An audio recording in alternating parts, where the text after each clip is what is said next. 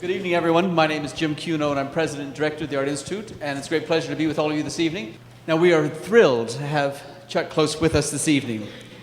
His arresting paintings, often large-scale, early on hyper-realistic, and then later analytical grid-based portraits, have been part of our artistic landscape since the 1970s.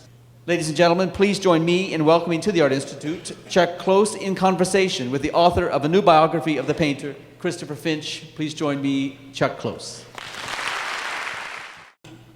It seems to me that of all the contemporary artists I can think of, your life has been more entwined with your work than just about anybody.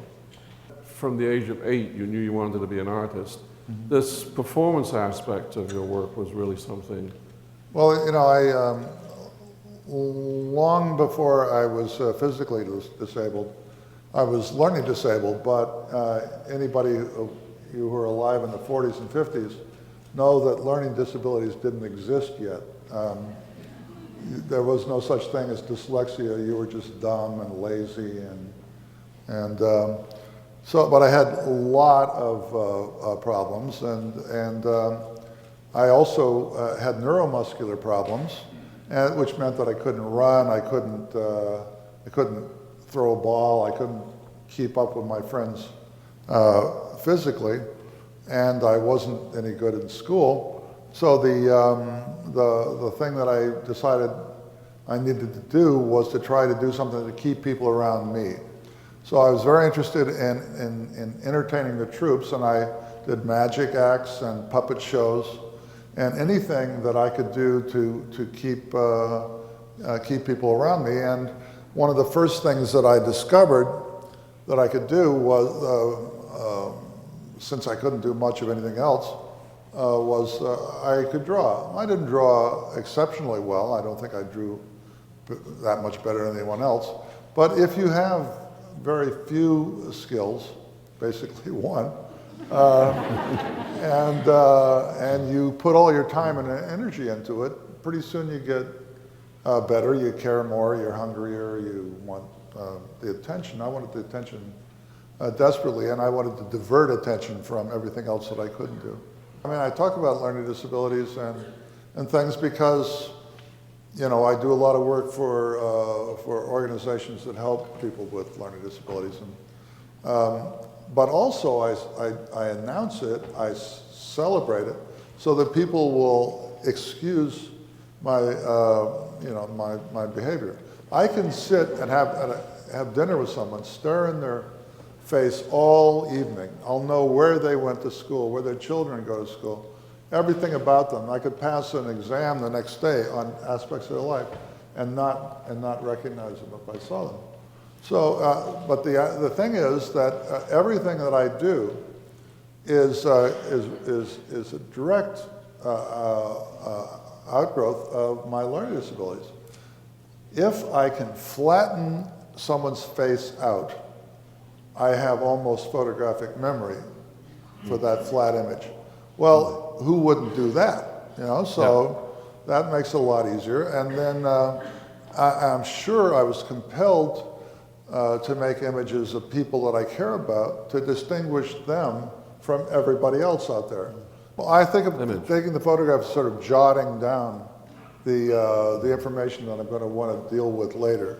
Well, maybe I should say what got me to make this in the first place, which was I was a very good student. I first started studying art when I was 8 years old. We were very poor, but my family was very supportive of me being an artist.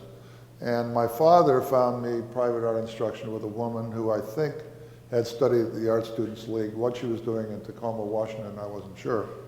But so I studied with her, and I learned how to be a very decent academic painter. I learned a lot earlier than some of my colleagues what art looks like. Once you know what art looks like, it's not hard to make some of it. The trouble is that it's going to look like someone else's art, or it won't look like art. So when I got out of Yale, got out of graduate school, and found myself in my studio, there were lots of people in my studio, but I wasn't one of them. I'd gotten rewards and scholarships and pats on the head for that ability to move my hand and make art shapes. But I wanted to get them out of there, so I decided to work for a photograph so that no matter what, I had to use the shapes that were in the photograph. I was told I had a good sense of color, which meant that I'd learned that certain color combinations look more like art than other color combinations. So I got color out of there completely. But why the face? Why the face? And the face, I wanted a Brobdingnagian world in which the face was almost like a landscape that you would scan, too big to be seen as a whole, so that you were like Gulliver's Lilliputians crawling over the surface of the face, knowing everything about that face and not being even aware that it was a face that they were on. I wanted that kind of a face as a landscape. This is a 3-color acrylic painting of my friend Mark Greenwald, a wonderful painter. There you can see the dye transfer color separations that I work from. And the lips are only in the purple state. So there's the blue, the red and magenta, and the yellow that I'm working from. And this painting took what, about? It took 14 months. 14 months to do, yeah. Also that dot drawing we saw 14 before months, took yeah. 14 months. Hard to have a career when you only make less than one painting a year. Yeah, yeah. Well, this is one thing that amazed me when it came to Picasso books. just sold a painting for $106 million, and they made it one day. I don't know what. This was the first painting that Chuck made In the hospital. in the hospital in this hideous room. It's too bad we don't have the last one, the Circular Cindy, which is the last painting I did. Yeah. Before, which is in the book, before I went in the hospital, which is just as loose and just as open as anything I did later. You want enough difficulty, enough resistance. You need to get yourself into enough trouble that the search is still on, and that you will be awake and engaged and trying to